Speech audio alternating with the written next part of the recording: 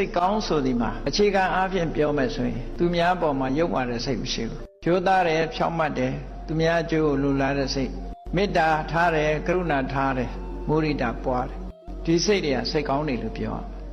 အဲ့ဒါတွေနဲ့မေတ္တာကရုဏာမုဒိတာနဲ့ရှင်းလာတဲ့စိတ်လေးတွေစိတ်ကောင်းတရားတရားရှိတယ်ကုသိုလ်ကောင်းမှုပဲစိတ်ညွတ်တယ်စိတ်ကောင်းဟိရိရှိတယ်ဥဒ္ဒပရှိတယ်မကောင်းတာလုံးဝမှရှက်တယ်မကောင်းတာလုံးဝမှကြောက်တယ်အဲ့ဒါနဲ့တွဲလာတဲ့စိတ်ဒီစိတ်ကောင်းအားလုံးလို့ကိုလို့ချင်တာလုံးမဲ့ဘယ်သူကယူဆိုင်ရမှာလဲဟောအာဟိရိကနုတ္တပနော်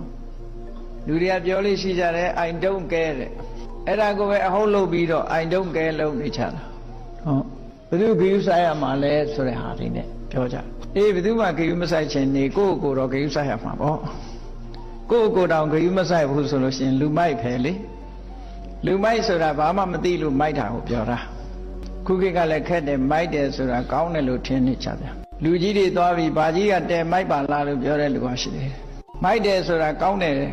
အဓိပ္ပာယ်နဲ့ပြောနေကြပြန်တယ်ခုကမိုက်တယ်ဆိုတာမလင်းတာကိုပြောတာ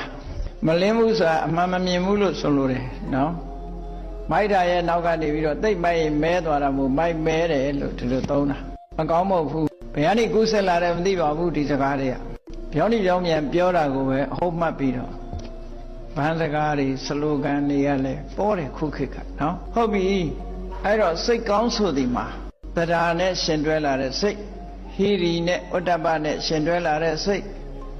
တတိနဲ့ပညာနဲ့ရှင်တွဲလာတဲ့စိတ်ဒီစိတ်တွေဟာစိတ်ကောင်းနေလို့ဒီလိုဆိုသူများပေါ်အနိုင်ကျင့်တာမျိုးမရှိဘူးသူများဥစ္စာမတရားလိုချင်တာမရှိဘူးသူတော်ဘာသားမယားပြစ်မှားလိုချင်တာမရှိဘူးကိုချင်းစားတယ်ကိုချင်းစားတဲ့စိတ်ကိုချင်းစားစိတ်ဆိုတာအတုပနာယိကလို့ခေါ်တယ်ကိုချင်းစားတယ်ဆိုတာကိုနဲ့နှိုင်းရှင်တယ်ငါမကြိုက်တဲ့အလုပ်ဘာလို့သူ့လောက်ရမှာတော့ငါရိုက်ရင်နာမှာပေါ့သူ့ရိုက်လေသူနာရှာမှာပဲမရိုက်နဲ့လေငါဥစ္စာခိုးသွားရင်ငါခံရခဲ့မှာပဲအဲ့တော့သူ့ဥစ္စာလည်းမခိုးနဲ့လေဒီလိုဆိုလိုတာပေါ့ကိုချင်းစားတရားဆိုဒီမှာကိုမကြိုက်တဲ့အလုပ်ကိုသူများအောင်မလုပ်အောင်ဒီလိုဆိုတာပေါ့ကိုချင်းစာတရားဆိုဒီမှာအဲ့လိုကိုအနေနဲ့ကွန်ပယာလုပ်တာအဲ့ဒါတွေကစိတ်ကောင်းနေလို့ပြောရမှာကိုချင်းစာနာတာမရှိဘူးကိုချင်းစာနာစိတ်မရှိဘူးဘယ်သူသေးသေးငတေမှာပြီးရောဆိုတဲ့စိတ်ထားမျိုးအရှက်မဲ့တဲ့စိတ်ထားမျိုးတရားတရားကင်းမဲ့တဲ့စိတ်ထားမျိုးပြောချင်ရပြောလှုပ်ချင်ရလှုပ်တဲ့စိတ်ထားမျိုးတွေဒါတွေကတော့စိတ်ယုံပါလို့ဒီလိုပြောရမှာပဲအဲ့လိုဆိုလိုတာပေါ့အဲ့တော့စိတ်ကောင်းရှိဖို့ကသိအရေးကြီးတယ်ဆိုတာမြတ်စွာဘုရားဒေသနာတော်မှာလည်းပဲစိတ်ကောင်းမရှိဘူးဆိုရင်အပြောကောင်းအလုပ်ကောင်းမလာဘူးတဲ့မလာရင်ရစက်ကဘာလာတော့ဒုက္ခပဲမကောင်းတဲ့အကျိုးတွေလာမှာပဲမြတ်စွာဘုရားရဲ့ဒေသနာတော်အလွန်ရှင်းတယ်မနောပုပ္ပိငမဓမ္မာတဲ့သဘာဝတရားတွေကိုစိတ်ကရှေ့ဆောင်နေတယ်စိတ်ကပဲရှေ့ဆောင်နေတယ်ဆိုပြီးတော့ဘုရားဟောတော့မနတစေပဒုဋ္ဌေနမကောင်းတာတွေ6ရုပ်ပြက်ဆင်းပြက်ဖြစ်နေတဲ့စိတ်သည်ပဒုဋ္ဌဆိုတာရုပ်ပြက်ဆင်းပြက်ဖြစ်မကောင်းတာတွေကြောင့်ရုပ်ပြက်ဆင်းပြက်ဖြစ်သွားတဲ့စိတ်ဟာအဲ့ဒီစိတ်နဲ့ဘာတတိဝါကရောတိဝါပြောလိုက်မယ်လုံးလိုက်မယ်ဆိုရင်တဲ့ဟုတ်တယ်ပဒုဋ္ဌစိတ်ဆိုတာပုံမှန်စိတ်မဟုတ်တော့ဘူး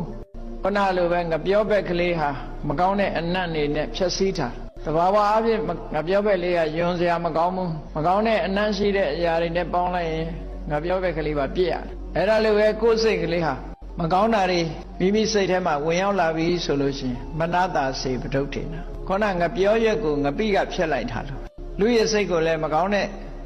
စိတ်ထဲမှာဖြစ်ပေါ်လာတဲ့အရာတွေကဖြတ်စည်းလိုက်တယ်အဲ့ဒီပျက်စီးသွားတဲ့စိတ်နဲ့ဘာတတိဝါပြောလိုက်မယ်ဆိုရင်ကရောတိဝါလှုပ်လိုက်မယ်ဆိုရင်ဘာဖြစ်လဲတတောနံဒုက္ခမနွေတိတဲ့အဲ့ဒီပြောလို့လုံးလို့ဆင်းရဲဒုက္ခတွေကနောက်ကလိုက်လာမှာပဲလို့ဒီလိုဟောတာအဲ့ဆိုကောင်းတဲ့ဘက်ကလည်းဒီတိုင်းဟောတာပဲ